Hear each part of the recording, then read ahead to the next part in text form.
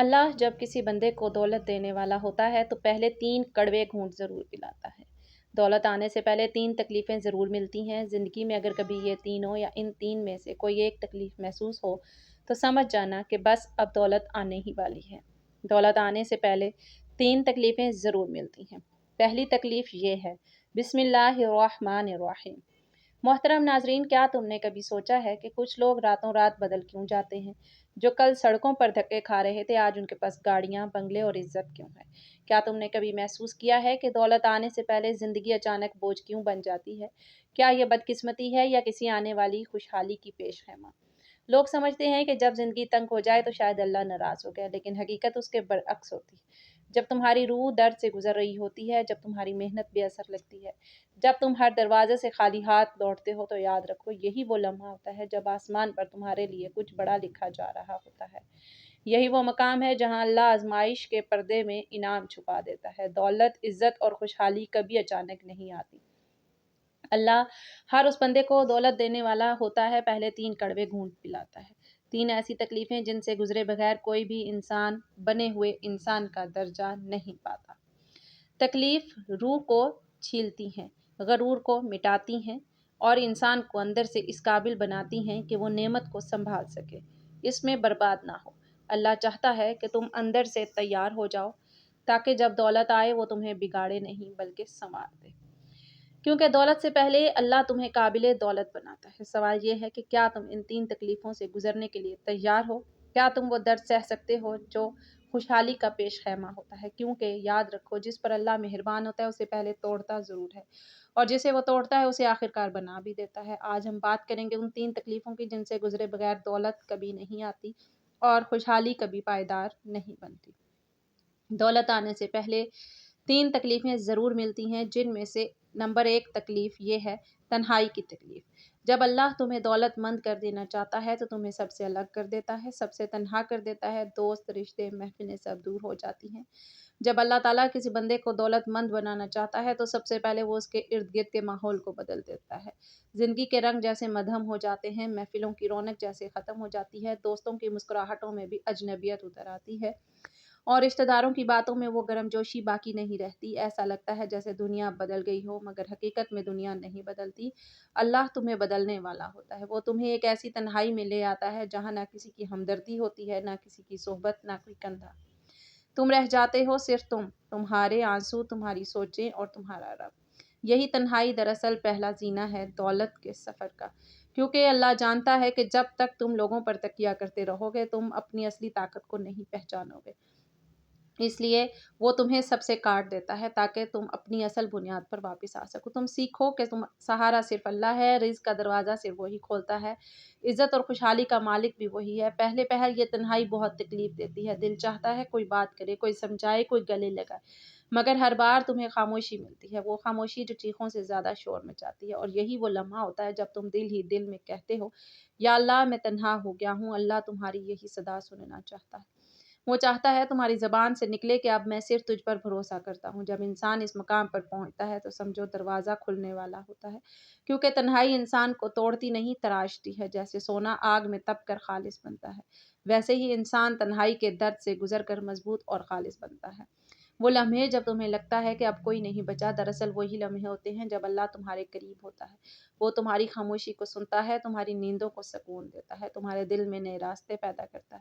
دن گزرتے ہیں اور تمہارے اندر کی دنیا بدلنے لگتی ہے، تمہاری سوچیں گہری ہو جاتی ہیں، تمہاری دعائیں پختہ ہو جاتی ہیں۔ تم اب لوگوں کے رویوں سے نہیں ٹوٹتے بلکہ تمہارے اندر ایک نیا یقین جاگ اٹھتا ہے کہ میرا رب میرے ساتھ ہے۔ یہی یقین تمہیں نئی طاقت دیتا ہے، اور جب اللہ دیکھتا ہے کہ اب تم مضبوط ہو گئے ہو، اب تم لوگوں کے محتاج نہیں رہے، اب تم اس کے فیصلے پر راضی ہو، تو وہ تمہیں نوازنا شروع کر دیتا ہے۔ پھر وہی دنیا جس نے تمہیں تنہا چھوڑا تھا وہی تمہیں ڈھونڈنے لگتی ہے، وہی دوست، وہی رشتے، وہی لوگ تمہاری کامیابی کے قصے سننے لگتے ہیں، مگر تم اب وہ پرانا انسان نہیں رہے، تم بدل چکے ہو۔ تمہیں دولت کے ساتھ ساتھ شعور بھی ملا ہے، تمہیں عزت کے ساتھ سکون بھی ملا ہے، اور تم جانتے ہو یہ سب کسی انسان کی مہربانی نہیں بلکہ اس رب کی قدرت ہے جس نے تمہیں تنہائی کے امتحان سے گزارا۔ اللہ جب کسی کو دولت دیتا ہے تو صرف مال نہیں دیتا، وہ عقل دیتا ہے، صبر دیتا ہے، شکر دیتا ہے۔ मगर ये सब हासिल करने के लिए तुम्हें तन्हाई के कठिन रास्ते से गुजरना पड़ता है। ये वो मरहला है जहाँ इंसान के इरादे आजमाए जाते हैं। कोई इस दर्द में टूट जाता है और कोई इसी दर्द में निखर जाता है। जो निखर जाता है वही दौलत के काबिल बनता है। याद रखो, अल्लाह की हिकमत बहुत गहरी है। वो तुम्हें तकलीफ देता है ताकि तुम्हारे दिल को नर्म करे, तुम्हें तन्हा करता है ताकि तुम्हारी तवज्जो अपनी तरफ मोड़े। वो तुम्हें खामोशी देता है ताकि तुम उसकी आवाज़ सुन सको, और जब तुम उस आवाज़ को सुनने लगते हो तो फिर दौलत आना कोई बड़ी बात नहीं रहती। फिर दौलत तुम्हारा इम्तिहान नहीं रहती बल्कि इनाम बन जाती। लिहाजा जब कभी तुम्हारी ज़िंदगी में एक अजीब सी खामोशी, एक बेसबब तन्हाई आने लगे तो घबराना मत। ये इशारा है कि तुम्हारे लिए कुछ बड़ा लिखा जा चुका है। अल्लाह तुम्हें तैयार कर रहा है, तुम्हें निखार रहा है, तुम्हें दुनिया के शोर से काट कर अपनी बारगाह में खड़ा कर रहा है। तुम्हारा काम सिर्फ एक है, सब्र करना, शुक्र करना और यकीन रखना। क्योंकि तन्हाई हमेशा महरूमी नहीं होती बल्कि आने वाली नेमतों की इत्तला होती है। और जब वो लम्हा आता है कि दौलत, इज़्ज़त, सुकून, खुशहाली सब तुम्हारी दहलीज पर उतरते हैं, तो तुम अपने रब के सामने सजदा रेज होकर यही कहते हो, ऐ मेरे अल्लाह, अगर तूने मुझे इस तन्हाई से ना गुजारा होता तो मैं कभी ये जान ही ना पाता कि असल सुकून, असल दौलत और असल ताल्लुक सिर्फ तेरे साथ। दौलत आने से पहले 3 तकलीफ़ें ज़रूर मिलती हैं, जिनमें से दूसरी तकलीफ़ सब्र की आज़माइश। मौलाना रूमी रहमतुल्लाह अलैह फरमाते हैं कि सब्र वो दरवाज़ा है जहाँ से अल्लाह की रहमत दाखिल होती है। ये वो दरवाज़ा है जिस पर खड़े होकर इंसान को अपनी सारी तवानाइयाँ, उम्मीदें, ख्वाब और ख्वाहिशें आज़माइश की भट्टी में डालनी पड़ती हैं। मौलाना रूमी रहमतुल्लाह अलैह फरमाते हैं, सब्र वो दरवाज़ा है जहाँ से अल्लाह की रहमत दाखिल होती है, मगर यह दरवाज़ा आसानी से नहीं खुलता। उसके आगे कई तूफ़ान खड़े होते हैं, कई अंधेरे छाए होते हैं, कई आंसू बहाने पड़ते हैं। जब अल्लाह तुम्हें नवाजने वाला होता है तो वो तुम्हारे सब्र का इम्तिहान लेता है। कभी देर के ज़रिए, कभी महरूमी के ज़रिए, कभी तुम्हारे करीब की चीज़ को तुमसे छीन कर। तुम दुआ करते हो, मेहनत करते हो, सब कुछ कर गुजरते हो, मगर दरवाज़ा बंद रहते हैं। यही वो वक्त होता है जब तुम्हारे अंदर 2 आवाज़ें जन्म लेती हैं। एक कहती है छोड़ दो, कुछ नहीं होने वाला। दूसरी कहती है रुको, अल्लाह देख रहा है। और जो इंसान दूसरी आवाज़ को मान लेता है वही असल कामयाब होता है। सब्र का मतलब है सिर्फ खामोश रहना नहीं, बल्कि अपने दिल में बगावत ना आने देना। सब्र का मतलब है कि दिल में दर्द भी हो, आंखों में आंसू भी हो, मगर ज़बान से अल्लाह पर शक का एक लफ्ज़ ना निकले। ये वो कैफ़ियत है जहाँ अल्लाह पाक अपने बंदे के ईमान को तोलता है। वो देखता है कि बंदा नेमत पर शुक्र करता है या ज़हमत पर भी यकीन रखता है। सब्र की आज़माइश में वक़्त बहुत सुस्त चलता है, लम्हे जैसे पहाड़ बन जाते हैं, हर दुआ का जवाब जैसे ताख़ीर में लिपटा होता है। मगर याद रखो, अल्लाह देर ज़रूर करता है, अंधेरा नहीं। जब वो देता है तो देर कभी बदल देता है। वो तुम्हें वो चीज़ दे देता है जो तुमने मांगी भी नहीं होती, मगर तुम्हारे लिए बेहतर होती है। कभी तुम्हारे रिज़्क में रुकावट आती है, कभी सेहत में, कभी रिश्तों में, कभी इज़्ज़त में। तुम सोचते हो ये सब मेरे साथ ही क्यों हो रहा है? मगर हकीकत यह है कि अल्लाह तुम्हें तोड़ नहीं रहा बल्कि तुम्हें ताकत दे रहा है। तुम्हें उस काबिल बना रहा है कि जब दौलत आए तो तुम उसके ग़ुरूर में मुब्तला ना हो, बल्कि शुक्र में झुक जाओ। दौलत से पहले सब्र की आज़माइश इसीलिए आती है ताकि तुम्हारा दिल नर्म हो जाए। तुम जान सको कि कमी और तकलीफ़ में भी अल्लाह मौजूद है। जब तुम ये सीख जाते हो तो तुम्हारी दौलत नहीं बिगाड़ सकती। फिर तुम्हारा रवैया बदल जाता है। पहले तुम छोटी-छोटी चीज़ों पर शिकवा करते हो, अब तुम खामोशी से मुस्कुरा कर कहते हो, मेरा रब बेहतर जानता है। ये जुमला तुम्हारे ईमान की अलामत बन जाता है और यही ईमान तुम्हारे रिज़्क के दरवाज़े खोलता है। सब्र का सफ़र लंबा ज़रूर होता है मगर बेमकसद नहीं। अल्लाह हर दिन तुम्हें तराशता है, तुम्हारे अंदर से गुरूर, खुदगर्ज़ी, शिकायत और बेसब्री को निकालता है। और जब वो देखता है कि अब तुम खालिस हो गए हो, अब तुम में शुक्र और बर्दाश्त आ गई है, तो फिर वो तुम्हें ऐसी जगह से नवाजता है जहाँ तुमने कभी सोचा भी नहीं होता। मौलाना रूमी रहमतुल्लाह अलैह ने एक और जगह फरमाया, जो शख्स सब्र की मिठास चख लेता है वो दुनिया के हर जहर को बर्दाश्त कर लेता है। यही सब्र का कमाल है कि जब तुम्हारे पास कुछ नहीं रहता फिर भी तुम्हारे दिल में उम्मीद रहती। जब सब दरवाजे बंद होते हैं फिर भी तुम्हारी आंखों में यकीन का दिया जलता है, और यही दिया एक दिन तुम्हें रोशनी तक ले जाता है। सब्र की आजमाइश अक्सर उस वक्त उरूज पर होती है जब कामयाबी एक कदम के फासले पर होती है, लेकिन इंसान थक कर वापस मुड़ जाता है। अल्लाह कहता है, मैंने तुम्हें थोड़ा सा और रोका था ताकि तुम्हें बड़ा इनाम दे सकूं, मगर तुमने सब्र ना किया। जो थोड़ा सा मजीद ठहर जाता है वो सब पा लेता है। सब्र की आजमाइश तुम्हारे ईमान का पैमाना है। अल्लाह तुम्हें दुख देकर देखता है कि तुम उससे नाराज़ होते हो या उसके करीब आते हो। जो दुख में भी उसकी तरफ पलटता है वो उसका ख़ास बंदा बन जाता है, और जब वो ख़ास बंदा बन जाता है तो अल्लाह उसके लिए दरवाजे ऐसे खोलता है जिन पर दुनिया हैरान रह जाती है। यही वजह है कि जो दौलत सब्र के बाद मिलती है उसमें बरकत होती है। वो दौलत सिर्फ बैंक अकाउंट नहीं भरती बल्कि दिलों में सुकून भरती है।